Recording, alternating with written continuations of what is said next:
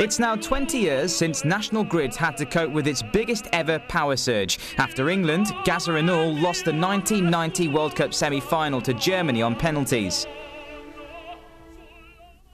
But if England equal or better that performance this time around, a new record could be set. National Grid is predicting that if Fabio Capello's boys get to the final and it goes to extra time, then moments after the final whistle there could be an almost instant and unprecedented 3,000 megawatt spike. There are those who would say that power surges aren't what they used to be.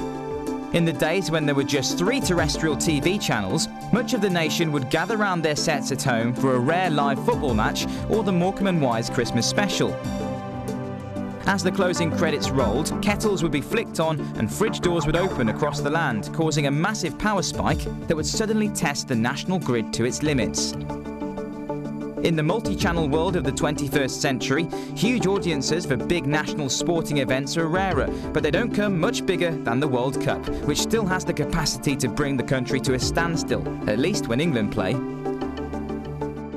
Throughout the World Cup, we're expecting some quite big surges in demand around England games in particular, and particularly at half-time and at full-time, as people make a dash for the kettle or go to the fridge to get a cold drink.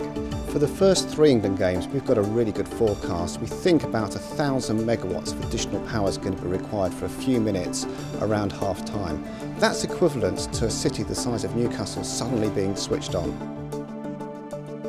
The team at the Electricity National Control Centre have been looking closely at all 64 fixtures during the month-long tournament and are making sure that the network can cope with what's known as TV pickups, the few minutes at half and full time when a significant amount of power is needed quickly. National Grid has a fantastic experience of dealing with these surges, or TV pickups as we call them, going back many years. The guys here are incredibly well trained, we're incredibly well planned, so this is really sort of business as usual, but an exciting time for us nonetheless. We're absolutely confident that we're very well prepared for the World Cup and the grid will cope extremely well with the demands put upon it. Despite the Scottish football team manager Craig Levine's recent shock announcement that he wished the England team well in the World Cup, at least a third of Scots say there's nothing they'd enjoy more than the England football team slipping up. However, there is an ironic twist to the story.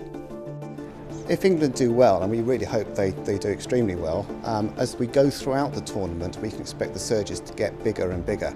Now that additional power is going to come from hydroelectricity power stations in Wales and Scotland. So it's going to be nice to rely on the support from an electricity demand perspective, even though they may not be supporting the team.